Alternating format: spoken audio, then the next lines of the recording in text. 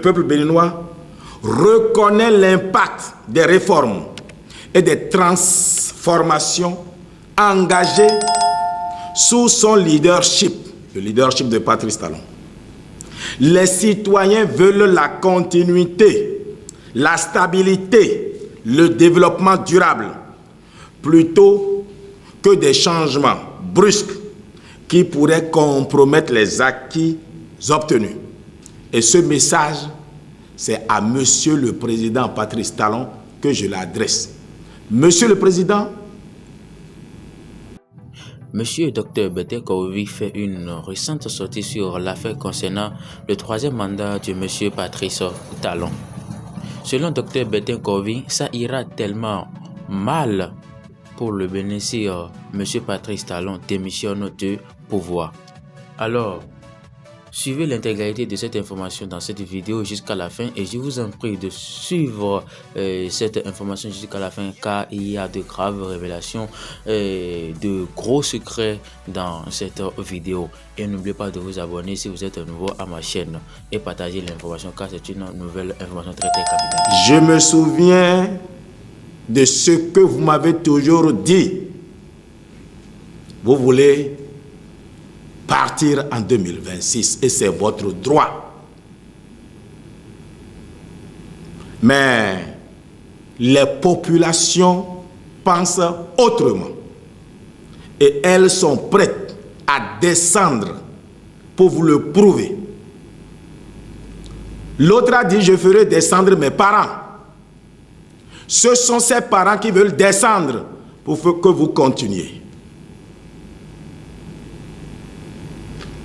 Je vais reprendre mon texte. Alternance systématique contre développement durable, un débat essentiel. Depuis la fin des indépendances, l'Afrique a expérimenté plusieurs modèles de gouvernance. D'un côté, certains pays ont instauré une alternance systématique au pouvoir, après 2 mandats, considérant cela comme un impératif démocratique. De l'autre, des nations ont vu des dirigeants rester au pouvoir, justifiant leur longévité par la nécessité d'un développement structuré et stable. La question que nous devons nous poser aujourd'hui est la suivante. Quel modèle a permis un véritable développement? Prenons l'exemple de l'Asie. En 1960, la Corée du Sud, Singapour, la Malaisie et d'autres nations asiatiques avaient un niveau de développement économique comparable, voire inférieur à celui de nombreux pays africains. Pourtant, en quelques décennies, ces pays ont réalisé un décollage économique spectaculaire, pendant que l'Afrique, en grande partie, stagnait ou régressait.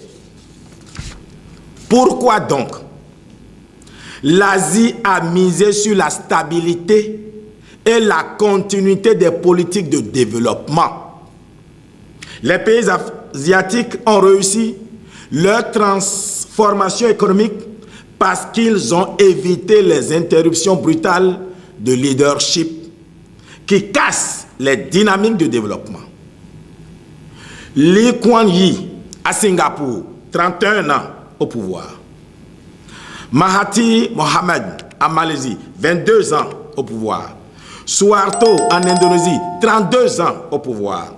Deng Xiaoping et ses successeurs en Chine, sans alternance démocratique occidentale, ont privilégié une vision à long terme, une stabilité des réformes et une continuité des politiques économiques. Pendant ce temps, en Afrique, nous avons souvent adopté l'alternance comme un dogme absolu, sans nous poser la question de l'impact de cette alternance sur le développement. Les changements fréquents de dirigeants ont entraîné des ruptures dans les stratégies économiques. une instabilité institutionnelle et une gestion à courte vue. La démocratie signifie-t-elle l'alternance après 2 mandats? La démocratie est le gouvernement du peuple par le peuple et pour le peuple. Elle n'est pas synonyme de limitation stricte des mandats, mais plutôt d'un choix libre et souverain des citoyens. Prenons les États-Unis. Les États-Unis, parlons-en. Franklin Roosevelt a été élu 4 fois, car le peuple américain considérait que c'était lui l'homme de la situation en pleine crise de guerre mondiale. C'est après lui que la limitation à 2 mandats a été introduite. Mais est-ce un impératif universel?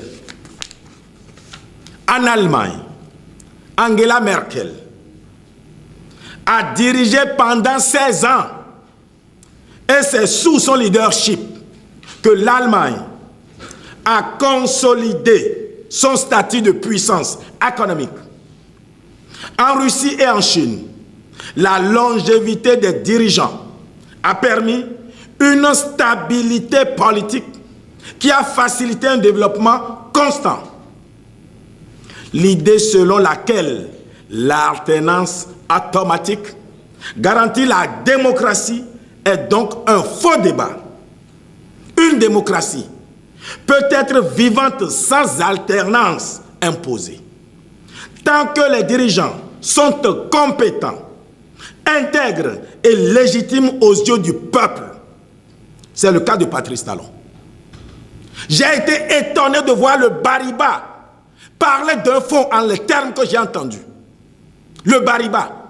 Talon n'est pas fond. Oh, Talon n'est pas Bariba. Il n'est pas d'Indi. Il n'est pas du Nord. Il ne parle pas Bariba. Il faut aller les écouter. Monsieur le Président, vous pouvez faire comme vous voulez. Vous êtes libre de partir. Mais l'histoire vous jugera.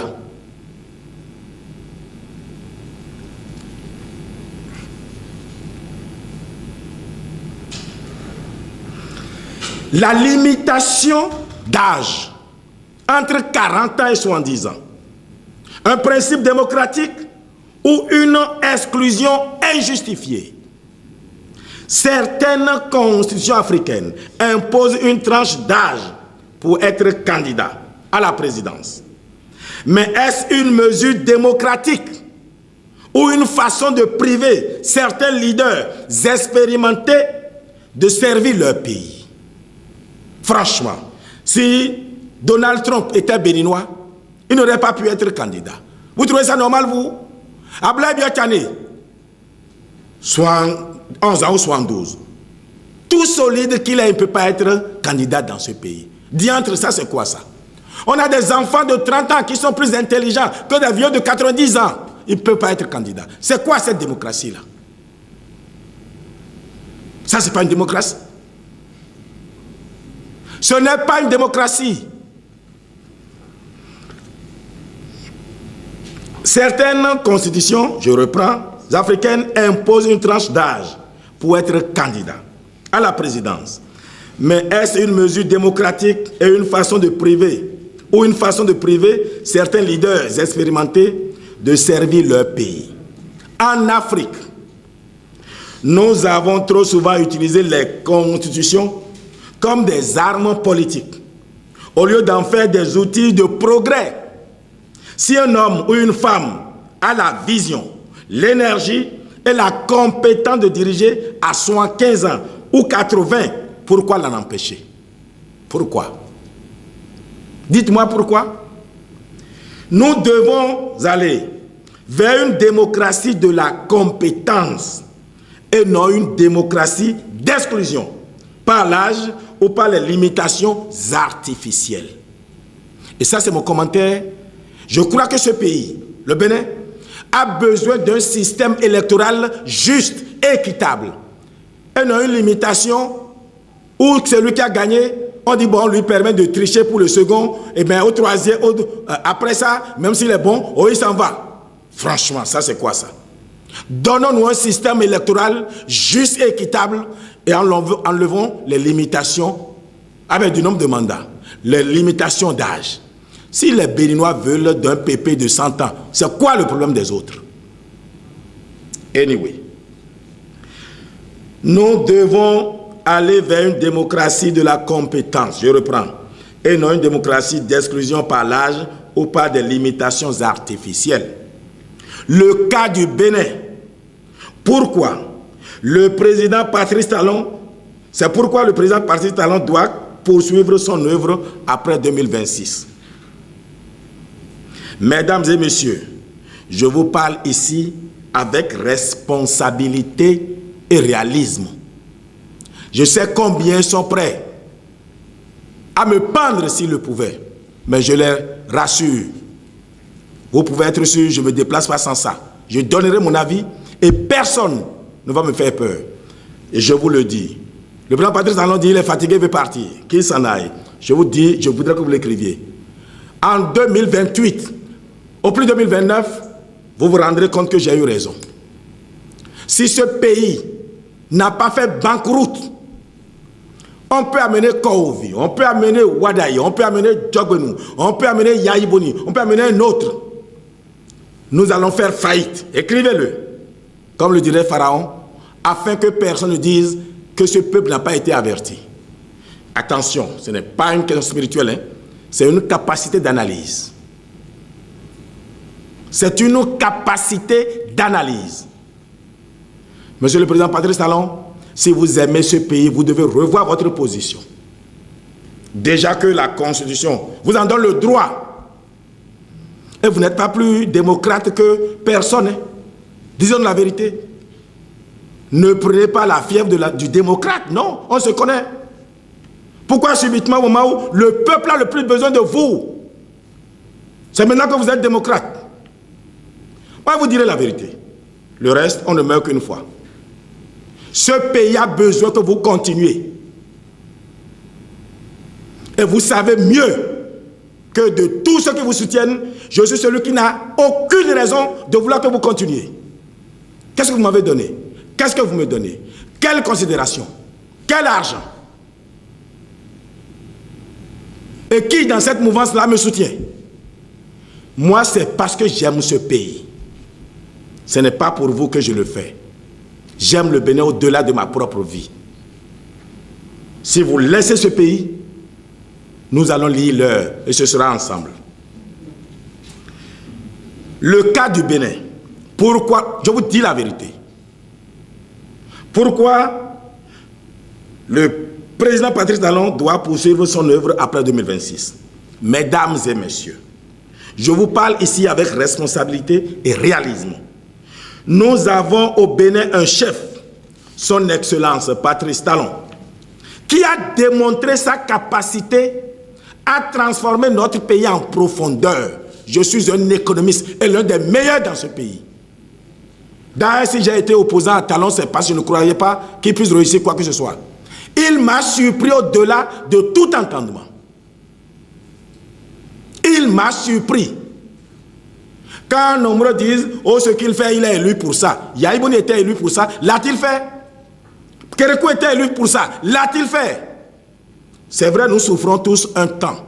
Et il faut aussi du leadership pour réussir à imposer à son peuple d'accepter de souffrir pour faire ce qu'on fait. On n'a pas découvert du pétrole ni de l'or. Mais d'où est-ce que lui trouve l'argent? C'est parce que vous avez tous maigri, nous avons tous maigri.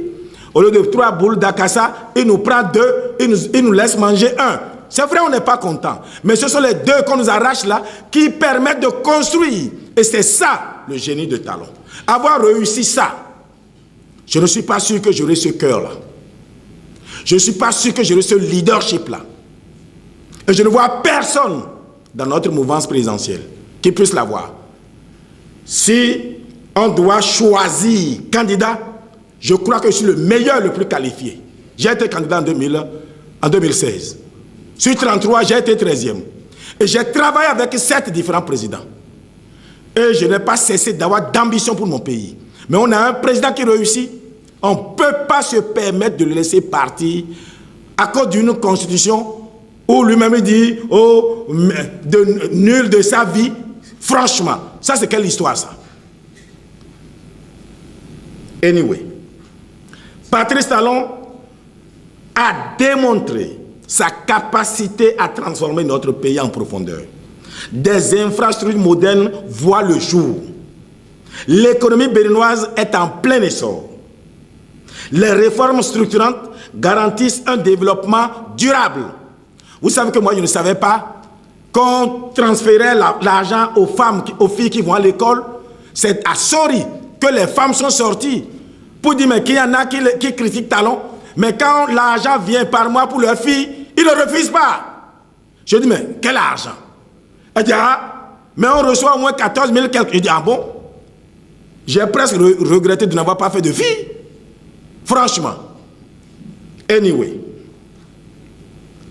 Nous ne pouvons pas, au nom d'un principe aveugle, d'alternance, sacrifier cette dynamique. C'est pourquoi la dynamique Talon continue. Le Bénin a besoin de continuité, de cohérence dans ses réformes et d'une vision à long terme. C'est pourquoi il est impératif que le président Talon reste au pouvoir après 2026 pour au moins un mandat supplémentaire de 5 ans, voire 10 ans, comme le demandent les populations de l'Alibori. Prêt à descendre. Conclusion. Construisons un modèle africain de gouvernance. L'Afrique doit cesser de copier des modèles occidentaux sans en analyser l'efficacité. Notre histoire, nos réalités et nos défis exigent des solutions adaptées qui privilégient le développement et la stabilité plutôt que l'alternance à tout prix. Le Bénin doit faire le choix du progrès. Ce choix implique de garantir la continuité des réformes engagées. Et cela passe par le maintien du président Patrice Talon à la tête du pays après 2026, pour 5 ans à 10 ans encore, comme le réclame déjà le peuple. Chers amis, je vous remercie. Le président sait, monsieur le président, c'est sous votre contrôle que je parle. Suis-je jamais venu chez vous demander une nomination? J'ai toujours dit non. Pour vous être utile, moi je dois être sacrifié.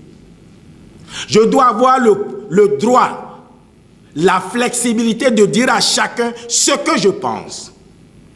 Monsieur le Président, vous croyez que je n'aime pas les honneurs? Vous êtes sûr que tous vos ministres sont plus qualifiés que moi? Vos ministres conseillers sont tous qualifiés plus que moi? Donc moi, je n'aime pas ce qui est bon. Mais c'est le prix que moi, je dois payer pour ce pays. Monsieur le Président, je voudrais que vous organisiez une rencontre de la mouvance présidentielle. Et que vous leur dites